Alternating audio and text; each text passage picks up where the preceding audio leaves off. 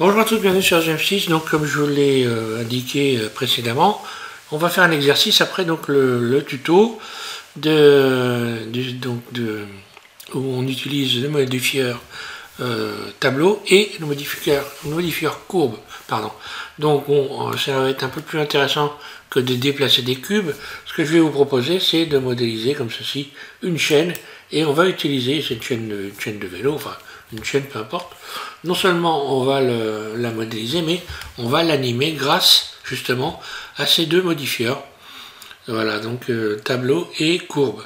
Donc là, si j'attrape ici, si je fais une rotation par exemple, RZ, vous voyez que ça suit parfaitement.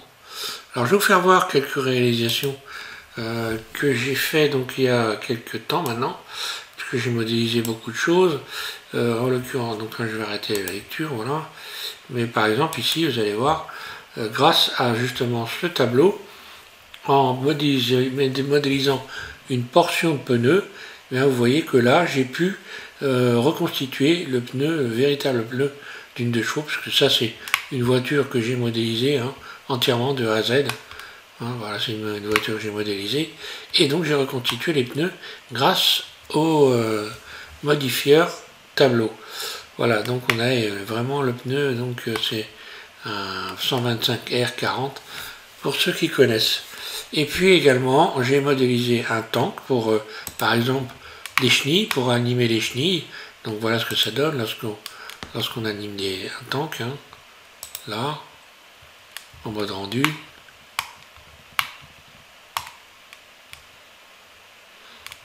Voilà. On va passer à travers les chenilles. Voilà.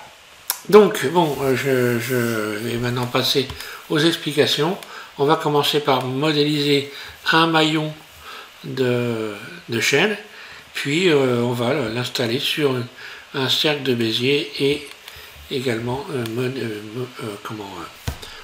multiplier ce maillon avec le tableau. Allez, c'est parti pour la démo.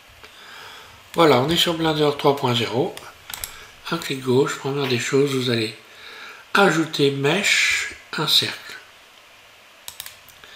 Ce cercle, vous passez en mode Edit, Tab, et vous faites RX90. Le cercle est debout, mode vertice. Ici, vous sélectionnez cet ensemble de vertices sans sélectionner celui qui est en haut ici. Pour dupliquer ici, donc ça, on va le supprimer. X, vertice. Il reste cette moitié, on va la dupliquer.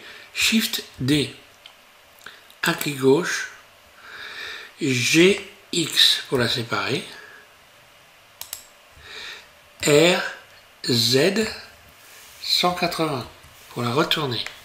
Là, je vais pouvoir maintenant fermer l'ensemble. Je sélectionne tout, je fais F, fermer, voilà. Donc après le maillon, après c'est à l'appréciation de chacun, GX, voilà. Allez, je vais garder ça, ça me paraît à peu près bien. Et puis donc, première chose à faire, on sélectionne tout à Extrude.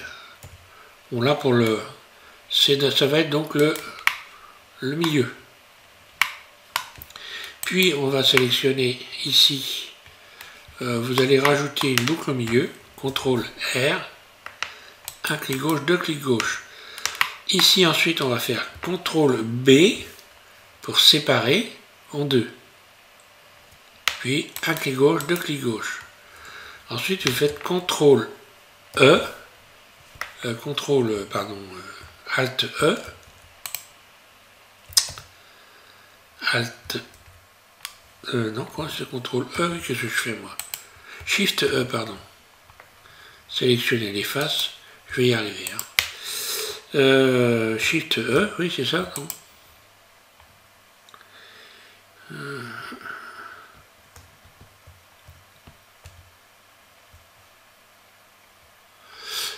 Tiens, truc bizarre qui se passe là. Oui, c'est Alt E, voilà, faut que je me réveille. Alt E, extruder le long des normales, et voilà, on fait, voilà, on fait ça. Puis on sélectionne ces faces-là, là. Voilà. Shift D, je les duplique.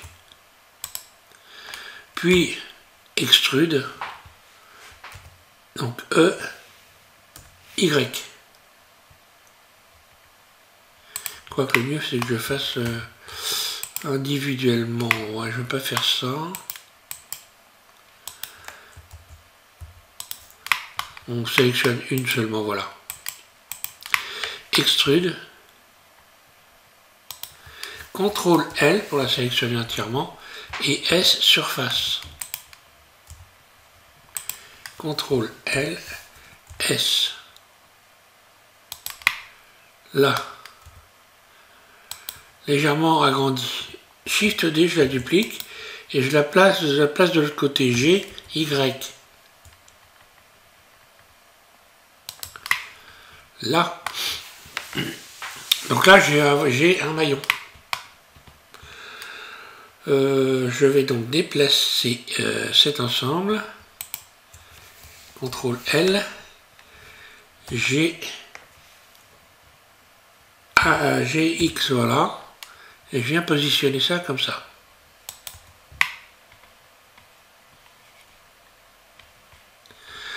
Donc après, je n'ai plus qu'à positionner des axes ici. Je me mets en vue 1.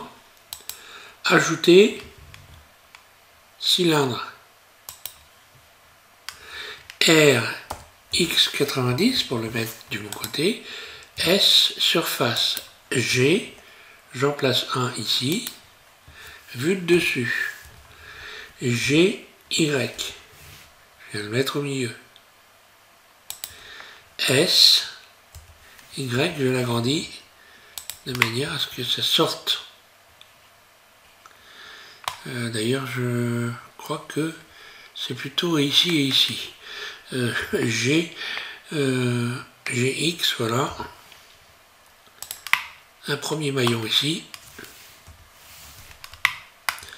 Enfin, un premier axe. Hein. Alors, il faut qu'il dépasse, hein, vu de dessus.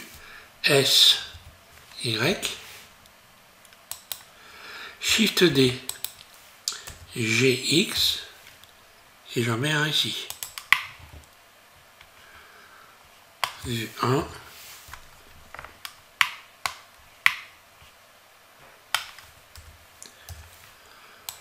Voilà.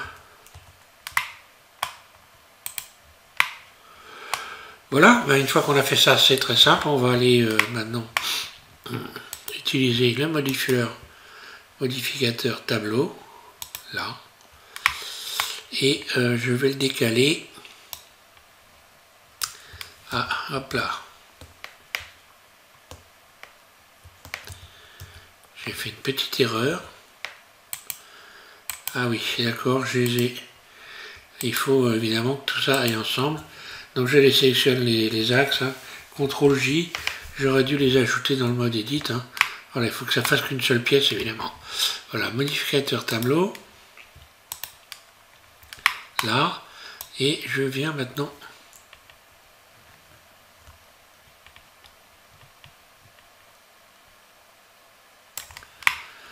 Voilà, positionner ça comme ça. Bon, après, je peux avoir un écart peut-être un peu plus important ici. Donc cette pièce-là, je peux la modifier. Hein. Mode transparent. Mode vertice. C. G. X.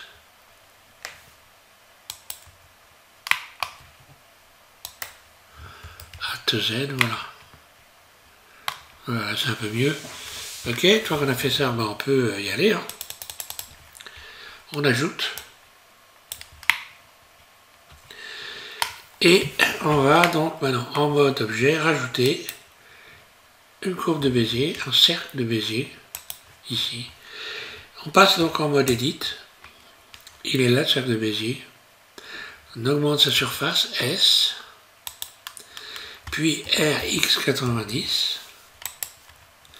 puis on modifie sa forme en faisant un S, X, et éventuellement SZ, là. Alors ensuite on va, donc notre chaîne, il y a peut-être un peu trop de maillons là, je vais retirer un peu. Hein. Ensuite notre chaîne, on va lui rajouter le modificateur ici courbe, et il suffit d'aller sélectionner maintenant le cercle de Bézier. On voit que notre chaîne est venue se positionner sur le cercle de Bézier. Et maintenant on va rajouter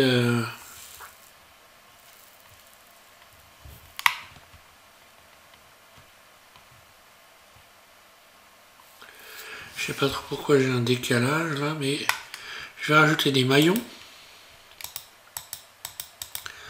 Voilà, jusqu'à temps que j'arrive à la liaison ici. Ok. Maintenant, si je veux déplacer ma chaîne en faisant un G, X, bien elle tourne. Elle est bloquée par le cercle de Bézier. Elle ne peut plus faire autrement que tourner lorsque je la déplace. Si je sélectionne le cercle de Bézier, ici, que je l'emmène en mode Edit, je peux modifier la forme. Alors il faut faire attention, là, voilà. Et si je sélectionne ma chaîne, et que je fais un GX, voilà, elle tourne comme ça. Donc on va l'animer la chaîne. Première des choses, vue 1, la chaîne est sélectionnée, alors on va aller ici par exemple, je vais au plus simple, hein. Vous sélectionnez ici voilà, le manipulateur de déplacement ici, vous enclenchez ici l'enregistrement, un clic gauche, ici un clic sur la flèche, vous déplacez à 250, là, on peut le faire avec le tableau aussi ici, hein, mais bon, allez, je fais ça très rapidement, et je déplace comme ça un petit peu, là, j'enclenche la lecture, et voilà, ça fonctionne. Après, il suffit de cliquer sur le T en ayant son curseur au milieu ici, là, pour que la chaîne tourne tout le temps pareil. Hein. Si je veux l'accélérer, je peux sélectionner cette clé-là et faire G, là, et voilà, j'accélère. Hein. Il faut évidemment que je réduise la timeline. Voilà, pour qu'elle puisse continuer à tourner. Bon, si je veux calculer, je peux parfaitement, il n'y a pas d'à-coup à la fin. Hein. Alors, ça, on a ça. Donc là, si je sélectionne maintenant mon cercle de Bézier, si j'attrape les poignées, je peux déformer.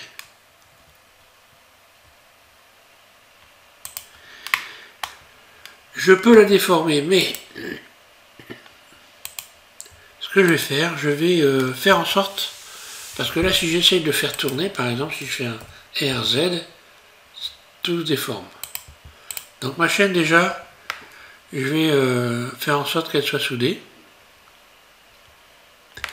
Si elle veut bien se souder, hein, donc voilà, je vais donc aller dans le modificateur ici et je vais sélectionner fusionner.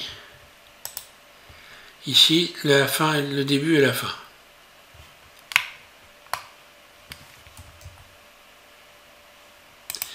Et je vais parenter la chaîne au cercle de Bézier. Je sélectionne ma chaîne, j'appuie sur Shift en continu et je sélectionne le cercle de Bézier. Et je vais faire CTRL P. Je clique sur Objet. Et maintenant, si je fais tourner mon cercle de Bézier, RZ,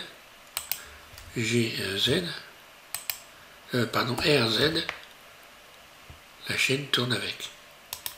Si j'enclenche la lecture et que je fais un RZ, ma chaîne tourne avec.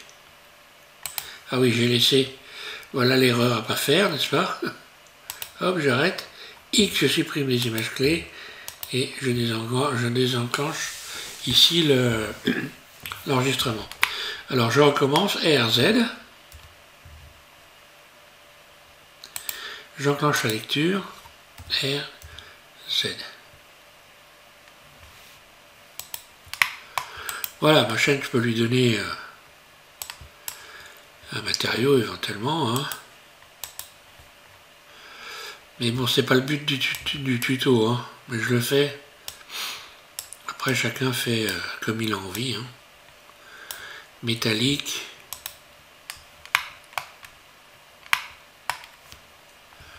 Là, ma chaîne, j'aurais pu également changer, modifier la couleur, par exemple, ici qui va au centre, là. On va faire ça avec plusieurs couleurs.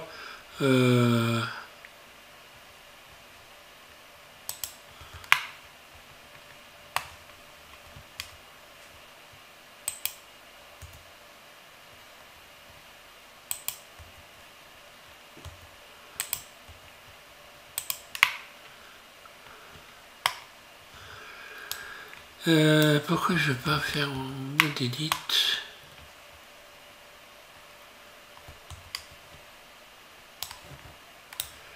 Oui, là je suis bien, oui, j'étais pas au maillon. Oui, il n'y a qu'un maillon qu'on peut modifier, évidemment. C'est le premier maillon. Donc là, je peux modifier les couleurs éventuellement. Des axes ici. CTRL L, je vais faire donc un plus ici. Plus dans le matériau. Nouveau. Ici, je mets du noir. Voilà, pour avoir des axes noirs. Assigner. Ce qui va me donner normalement, ce qui devrait me donner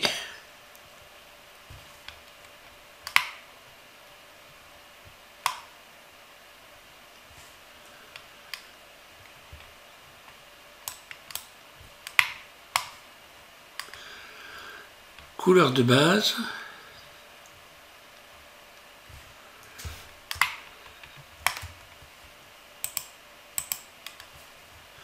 Oui, ben, il faudrait que je me mette évidemment dans le mode où on le voit. Hein. Voilà. Petit contretemps, donc là on les voit, ils sont noirs. Et puis également, ici ces parties-là, CTRL L. Ouais, je vais faire celle-là de notre couleur. Donc je fais pareil, plus, nouveau. Je suis pas bien réveillé aujourd'hui, hein. Faut pas m'en vouloir. Hein. Voilà, assigner. Allez, on va mettre ça comme ceci. Métallique. Je baisse la rugosité. Là, c'est un peu plus noir.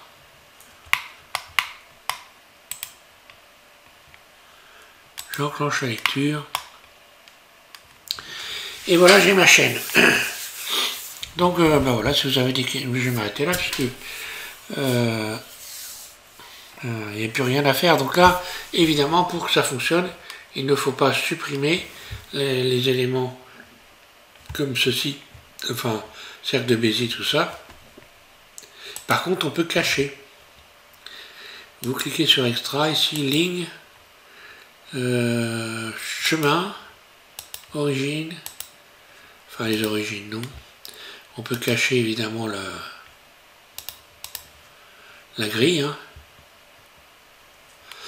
Et alors le cercle, si on le cache, je crois que oui. Vous pouvez le cacher à partir d'ici. Et voilà. Par contre, si je le sélectionne, là, si je veux faire une rotation RZ,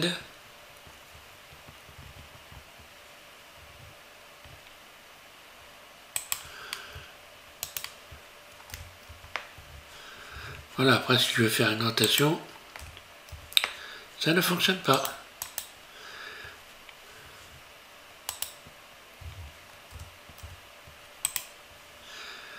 Alors en mode rendu, voilà le problème du mode rendu avec, le mode cycle, on peut pas donc avoir un rendu correct. C'est normal, le calcul est trop long. Alors, je vais aller maintenant cacher le fond ici. Pour cacher l'image de fond que j'ai mis un HDRI, je clique sur Force. Et ici, je vais dans Profondeur de rayon, un clic gauche. Non, c'était pas profondeur de rayon. Désolé, je reviens. C'est chemin.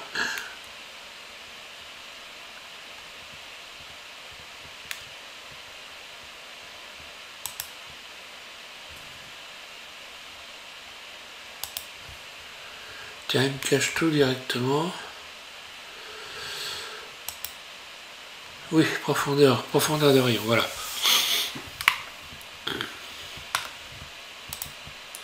Alors par contre, quand on fait le rendu, il n'y a pas de problème, ça fonctionne parfaitement. Après, si on repasse dans le mode,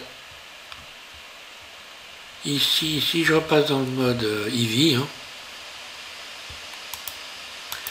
mais il faudra que je retravaille les couleurs. Eevee, je vais mettre occlusion, bloom, screen réflexion, voilà.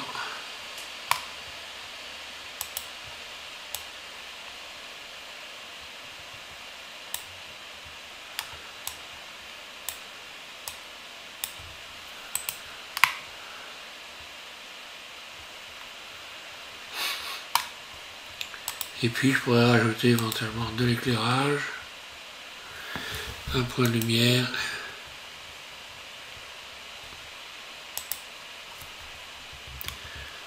Là, le point ici. Voilà, on va augmenter la valeur.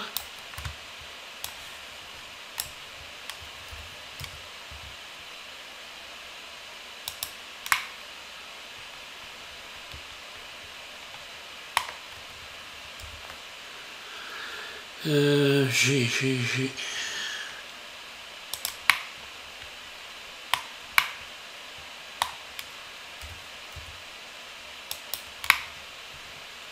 Ah, je me disais, si je vois pas le point de lumière, c'est bizarre. Donc oui, ça fonctionne, il n'y a pas de problème. J'augmente la taille, là, voilà. Ici, je vais mettre 1000, carrément. Et voilà, j'ai un effet ici. GZ.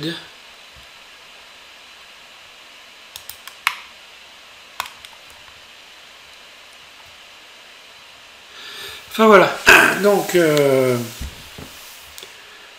vous invite à vous entraîner à jouer avec ça.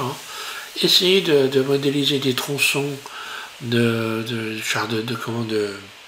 on trouve facilement sur les chenilles par exemple pour un tank, vous pouvez facilement trouver donc des éléments de chenilles de tank et essayer de les modéliser. Mais on peut également par exemple animer une courroie. Une courroie d'alternateur par exemple, voilà, pour dans un moteur l'animer, il suffit de prendre un simple directement avec un cube allongé, et puis on peut de la même façon animer une courroie, voilà, avec des poulies et tout ce que vous voulez, et voilà. Donc je ne vais pas faire l'animation avec les poulies parce que là c'est autre chose. Merci à tous de suivre SM6. Et puis on va donc prochain tuto, on va développer avec donc un autre modificateur, enfin deux autres